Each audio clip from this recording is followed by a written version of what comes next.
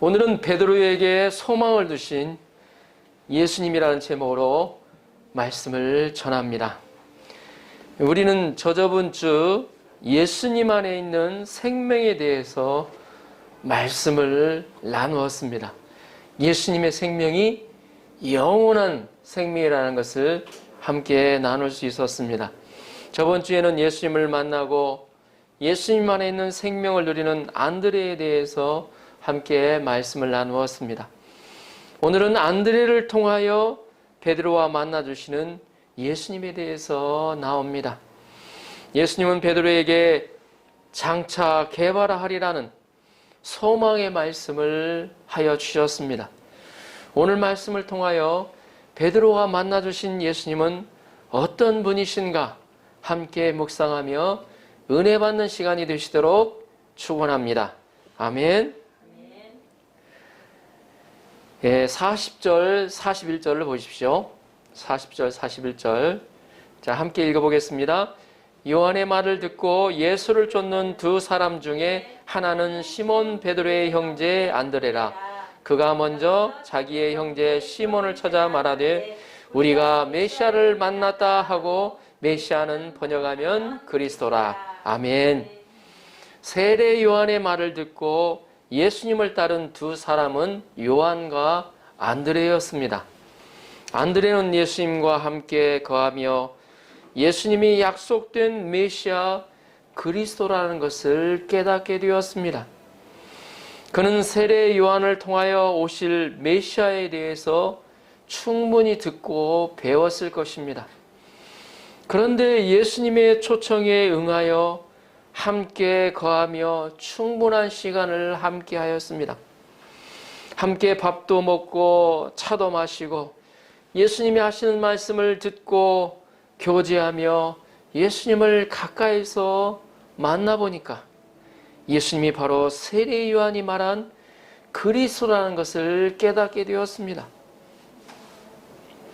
그는 그 그리스도가 바로 그가 만난 예수님이라고 생각했을 때 그 감격을 주체할 수가 없었습니다.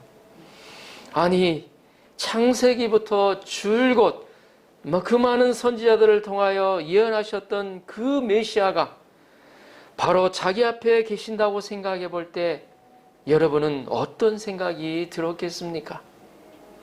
정말로 말로 표현할 수 없는 감동 그 자체였을 것입니다.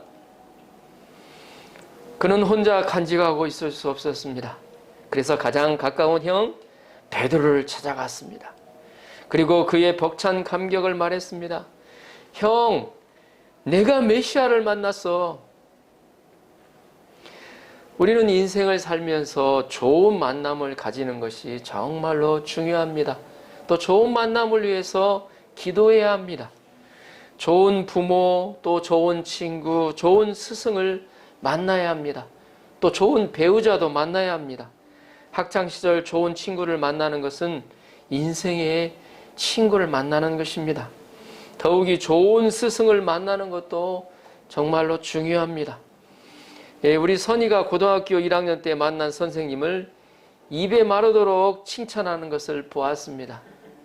선생님이 좋으면 그 선생님이 가르치는 과목이 재미있어지고 잘하게 되는 것을 보았습니다. 그러나 좋은 친구와 또 좋은 선생님을 만나는 그보다도 더 중요한 것은 바로 메시아를 만나는 것입니다. 왜냐하면 죄와 죽음 문제와 관련이 있기 때문입니다. 다시 말해서 지옥과 천국의 갈림길이 되기 때문입니다. 안드레는 좋은 스승을 만났다고 고백하지 않았습니다. 메시아를 만났다고 고백하였습니다. 41절을 다시 한번 읽어볼까요? 41절 시작. 그가 먼저 자기의 형제 시몬을 찾아 말하되 우리가 메시아를 만났다 하고, 메시아는 번역하면 그리스도라. 메시아는 누구입니까? 메시아는 이 히브리어이고 그리스도는 헬라어입니다. 그 당시 요한복음을 포함한 신약 성경은 모두 헬라어로 기록이 되어 있습니다. 그래서 메시아를 그리스도로 번역할 필요가 있었습니다.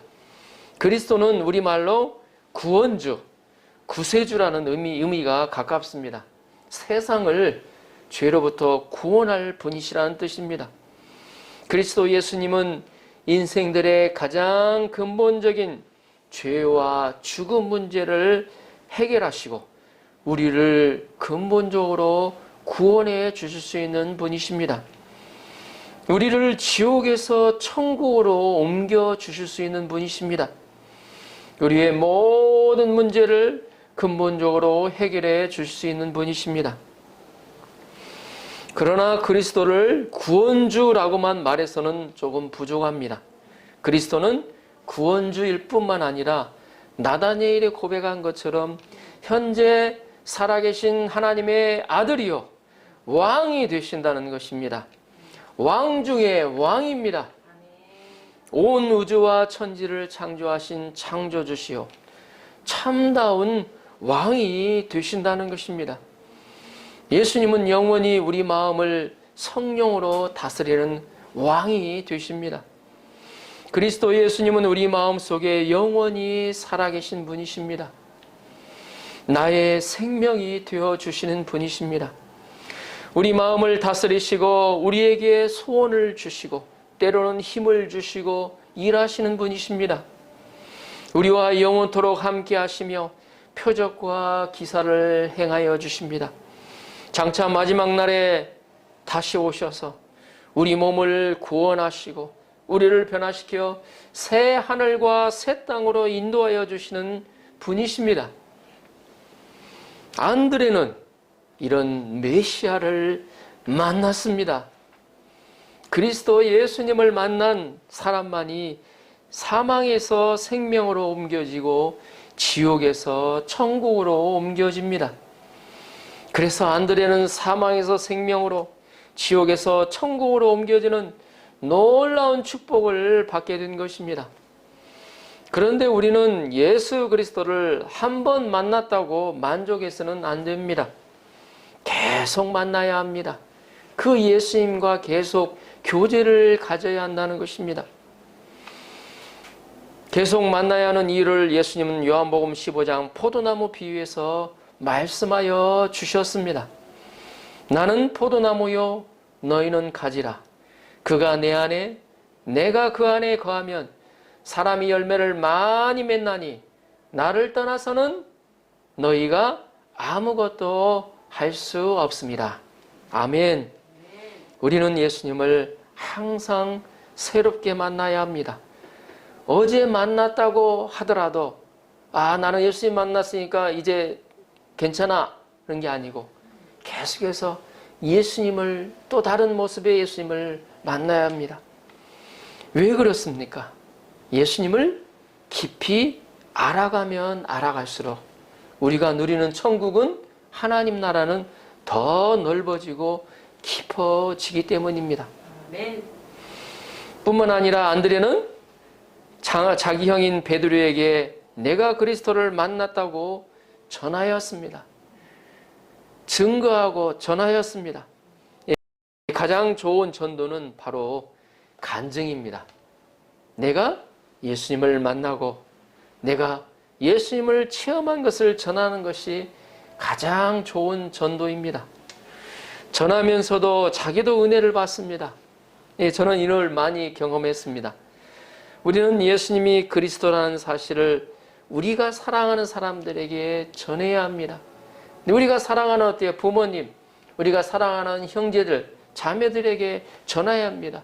내가 사랑하는 어때요? 우리가 사랑하는 가장 좋은 친구, 가장 친한 친구에게도 전해야 합니다. 그래야 사랑하는 사람이 나와 친한 친구가 나와 같이 생명을 얻을 수 있고 그들도 천국, 하나님 나라를 누릴 수 있기 때문입니다. 사랑하는 사람들에게 줄 수 있는 최고의 선물은 바로 예수 그리스도입니다. 우리는 좋은 음식을 먹어도 소개하고 또 좋은 어때요? 이름난 의사를 만나도 어때요? 소개하죠? 이 선생님 정말 좋더라. 거기 식당에 갔더니 레스토랑에 갔더니 정말로 맛있더라. 선전을 하죠. 보면 우리가 정말 예수님이 좋다는 것을 한다면 예수님을 전하지 않을 수 없습니다. 예수님을 전하지 못하는 것이 문제가 아니라 예수님을 더 깊이 만나지 못하는 것이 문제입니다. 예수님을 통하여 천국을 누리지 못하는 것이 바로 문제입니다. 우리가 예수님을 통해서 나의 삶이 변화되면 우리는 누구나 좋은 전도자가 될 수가 있습니다. 안드레는 예수님을 그리스도로 증거할 뿐만 아니라 베드로를 그리스도 예수님께 데리고 왔습니다. 자, 42절을 보십시오. 함께 읽어보겠습니다. 42절 시작. 데리고 예수께로 오니 예수께서 보시고 가라사대 내가 요한의 아들 시몬이니 장차 게바라리라 하시니라. 게바는 번역하면 베드로라. 아멘. 안드레는 제일 먼저 그 기쁜 소식을, 메시아 그리스도를 만난 소식을 자기 형인 시몬에게 가서 고백했습니다. 그리고 그 형에게 예수님을 뵈러 가자고 설득해서 그리스도 예수님께 데리고 왔습니다. 예수님은 데리고 오는 그의 모습을 보시고 말씀하셨습니다. 내가 요한의 아들 시몬이니 장차 게바라 하리라. 아멘. 예수님은 그가 요한의 아들 시몬인 것을 아셨습니다. 그래서 후에 시몬 베드로라고 불리어지게 되었습니다. 그 당시 아마도 요한이라는 이름이 조금 많았던 것 같습니다. 우리 세례 요한도 그렇죠. 또 예수님의 12제자 중에 하나의 또 요한도 있죠. 그 다음에 또 여기 시몬의 아버지가 요한이었죠. 그런데 예수님은 요한의 아들 시몬이라고 아셨습니다. 예수님은 시몬을 보시고 그가 장차 게바가 될 것이라고 하셨습니다. 게바는 교회의 반석이라는 의미입니다. 우리는 요한의 아들 시몬인 것을 아셨다는 것을 통해서 그의 과거, 현재의 모습을 아신다는 것을 알 수가 있습니다. 시몬은 성경에서 다혈질적이고 충동적인 모습이 많이 나옵니다. 그리고 드러내기를 잘하는 모습도, 또 잘난 척하는 모습도 보입니다. 그래서 어때요? 제자들 간에 어때요? 서로 경쟁지를 부추기는, 어떻게 보면 어때요? 원인 제공을 하는 모습도 보입니다. 그리고 그는 어부로서 잔뼈가 굵은 자입니다. 공부도 제대로 하지 못해서 아마 국민학교 정도로 교육을 받았을 수도 있습니다. 그런데 이런 그에게 무슨 소망이 있겠습니까? 한번 생각해 보십시오. 어부고 그렇게 많이 배우지도 않았고 그가 어때요? 갈릴리, 예루살렘에서는 유대인들은 보통 갈릴리는 이방의 갈릴리라고 하고 멸시받고 무시받는 곳이었습니다. 그 멸시받고 무시받는 그 지역에 그것도 어부, 그에게 있어서 소망이 되면 무슨 소망이 있을 것 같습니까? 그에게 소망이라면 그저 어부로서 고기를 많이 잡아가지고 부자가 되는 정도였지 않았나 싶습니다. 그런데 예수님은 이런 그에게 장래의 미래의 교회의 반석과 같은 중요한 지도자로서 소망을 두셨다는 것입니다. 그의 본 모습을 잘 모르면 그에게 소망을 줄 수도 있습니다.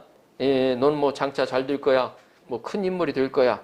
이렇게 말할 수도 있죠. 그러나 오늘 본문을 볼 때 이미 예수님께서 요한의 아들 시몬인 것을 파악하고 계신 것을 알 수가 있습니다. 그런 모습을 아심에도 불구하고 예수님은 게바와 같은 자로 소망을 두셨다는 것이 중요합니다. 예수님은 그의 현재의 모습에도 불구하고 그가 반석과 같이 될 것이라는 소망을 두셨습니다. 예수님은 이런 시몬을 통해서 사도행전의 교회를 세우고자 소망을 두신 것입니다. 이 예수님은 바로 소망의 예수님이 되십니다. 작은 소망이 아니에요. 천지를 창조하신 예수님의 스케일이 어떻겠습니까? 여러분 한번 생각해 보십시오. 아주 큰 소망입니다. 예수님은 큰 소망의 하나님이십니다. 예수님은 장차 곧 미래의 소망에 대해서 말씀하십니다. 지금은 조금 부족하더라도 성격과 실력이 좀 부족하더라도 예수님은 장래에 큰 소망을 두십니다. 시몬에게서 게바로서 베드로로서 소망을 두신 예수님은 우리를 부르실 때도 우리의 미래에 대해서 큰 소망을 부르시고 인도하십니다. 하나님은 아브라함을 부르실 때 그의 모습이 어떠했습니까? 쓰실 만한 사람이었습니까? 그는 자식 하나 없는 상태였습니다. 그런데 하나님은 아브라함을 부르실 때 열국의 아비로 소망을 두셨습니다. 바닷가에 수많은 모래알과 같이 셀 수도 없는 큰 민족을 만들어 주실 소망을 그에게 두셨습니다. 그뿐만 아닙니다. 그를 복의 근원이요 믿음의 조상으로 소망을 두셨습니다. 그를 통하여 세상 만민이 복을 누릴 수 있는 소망을 그에게 두셨던 것입니다. 하나님은 모세를 부르실 때도 그를 통하여 출애굽의 역사를 이루고자 소망을 두셨습니다. 베드로를 부르실 때도 교회의 반석으로 소망을 두고 부르셨습니다. 사도 바울을 부르실 때도 그를 통하여 이방인을 구원한 세계 선교를 이루고자 소망을 두셨습니다. 더 나아가 베드로에게 두신 예수님의 소망은 변함이 없다는 것을 우리는 성경을 통하여 확인할 수 있습니다. 이거 기억하십시오. 예수님이 한번 두신 소망, 그 소망은 변함이 없다는 것을 기억하시기 바랍니다. 사람이 처음에는 괜찮아 보일 때 소망을 둘 수가 있습니다. 그러나 함께 생활해 보니 그의 성격과 약점이 보이기 시작합니다. 그의 다혈질과 우유부단한 생각을 보면서 점점 소망이 사라질 수 있습니다. 그의 가방끈이 짧은 모습을 보면서 제대로 논리적인 생각을 하지 못하는 것을 보면서 조금 안 될 것 같은데 고개를 저을 수도 있습니다. 예수님이 십자가에 죽으러 가고자 하실 때 그 앞에서 어때요? 반대하면서 주님 그렇게 하시면 안 됩니다. 반대하고 모습을 보았을 때 더욱이 계집종 앞에서 어때요?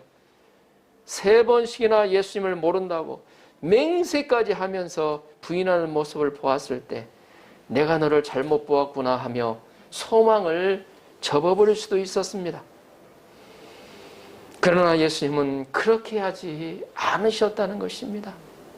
그럼에도 불구하고 예수님은 장차 게바로스의 베드로에 대한 소망을 끊지 않으셨습니다.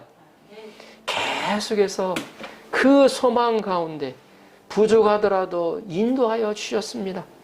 부족하면 가르치고 인내하시면서 그를 변함없는 소망 가운데 인도하여 주셨습니다. 함께하여 주셨습니다. 사도행전 2장에 보면 성령이 강력하게 임하고 난 후에 시몬 베드로의 모습은 확 달라졌습니다. 그는 대제사장들과 많은 종교 지도자들 앞에서 예루살렘 사람들 앞에서도 담대히 하나님의 말씀을 전하고 있습니다. 그들의 죄를 지적하고 깨우칩니다. 그런즉 이스라엘 온 집은 확실히 알지니 너희가 십자가에 못 박은 이 예수를 하나님이 주와 그리스도가 되게 하셨느니라. 아멘. 이 말을 듣는 많은 사람들이 마음에 질려 베드로와 사도들에게 우리가 어찌할꼬 하면서 자책하고 있었습니다. 그러자 베드로는 말씀하였습니다. 너희가 회개하여 각각 예수 그리스도의 이름으로 세례를 받고 죄사함을 받으라. 그리하면 성령을 선물로 받으리니 너희가 이 패역한 세대에서 구원을 받으라. 아멘. 아멘. 그러자 그 말을 받은 많은 사람들이 세례를 받으니 이날의 신도의 수가 3,000명이나 더하여졌다고 성경은 기록하고 있습니다.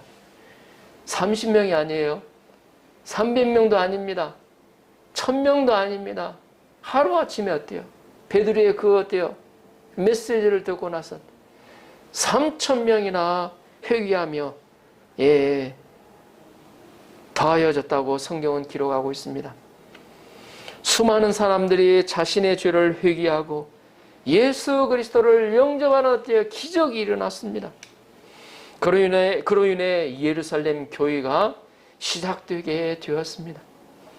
그 예루살렘 교회를 통하여 소아시아에 복음이 전하여지고 유럽 로마에까지 복음이 전하여지게 되었습니다. 그 역사에 예수님은 요한의 아들 시몬을 큰 소망 가운데 부르시고 주역으로 사용하여 주셨습니다.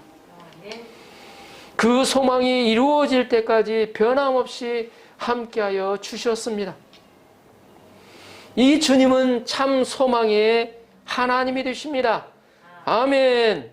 이 예수님은 한번 소망을 두시면 변함없는 소망으로 인도하시는 변함없는 소망의 주가 되십니다. 아멘. 이 시몬 베드로가 나중에는 어때요? 로마 교황 제1의 로마 교황이 되잖아요. 그 정도로 하나님이 예수님이 높이셨어요. 그 정도로 어때요? 예? 하나님 귀히 쓰셨다는 거예요. 소망 가운데. 그러니까 예수님이 게바로스의 그 소망 두신 그 내용이 그를 처음 만나서 그 소망이 그거 어때요? 로마 교황으로서 영향력을 로마 어때요? 교회의 반석과 같은 지도자로 쓰시는 그 소망 가운데 하나님이 기억하시고 인도하신 것입니다. 예수님이. 시몬에게 게바로서 베드로로서 소망을 주신 예수님은 우리를 부르실 때도 나를 부르실 때도 우리의 미래에 대해서 큰 소망을 두시고 부르신다는 것입니다.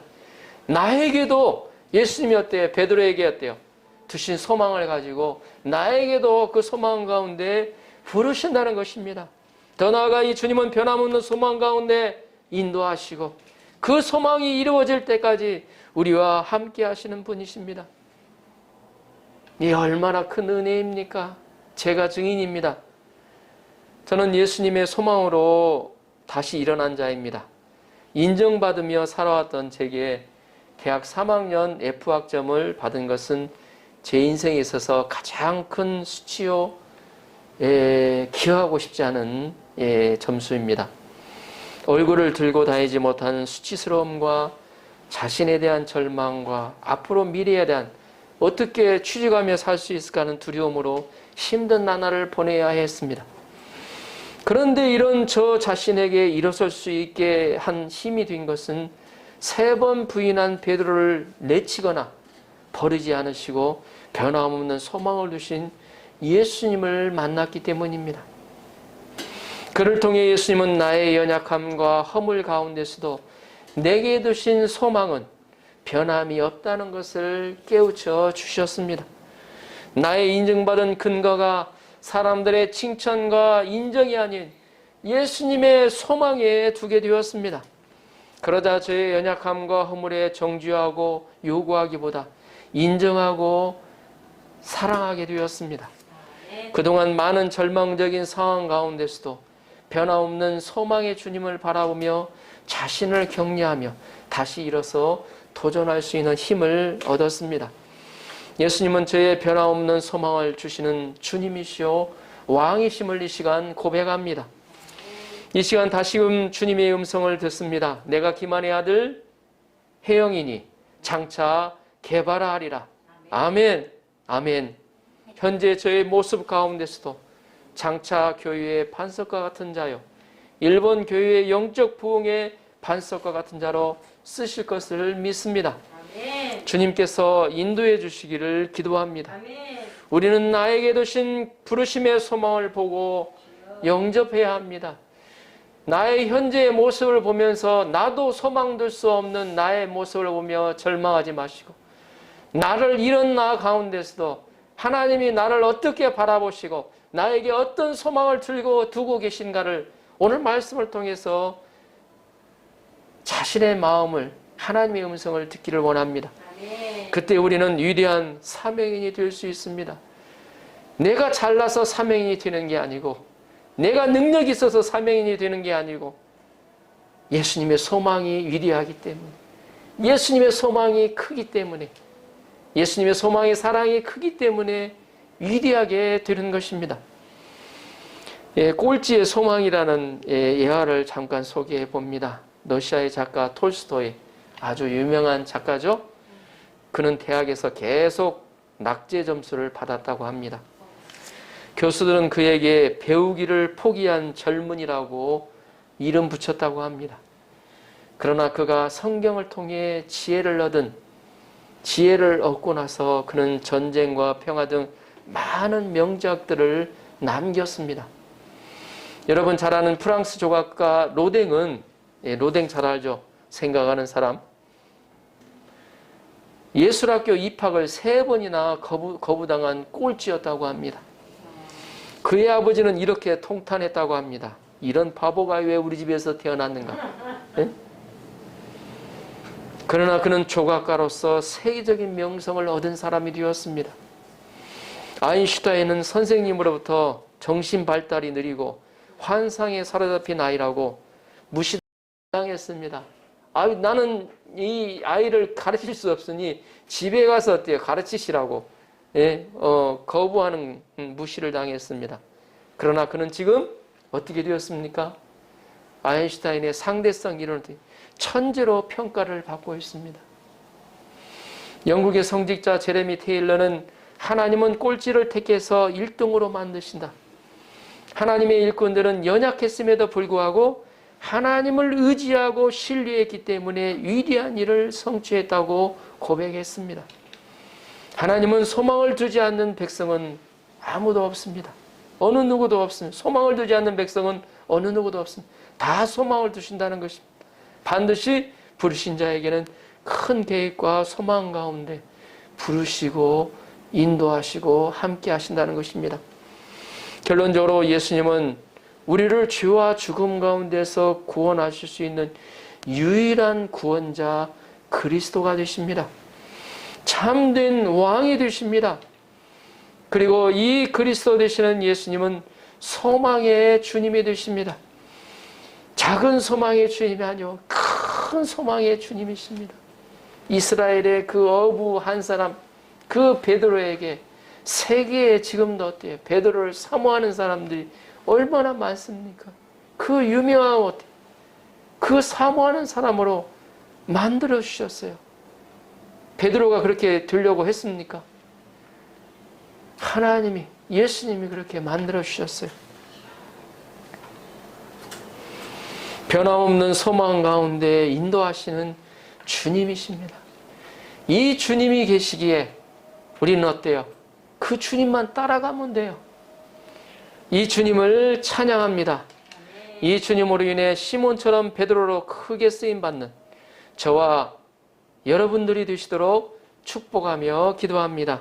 아멘.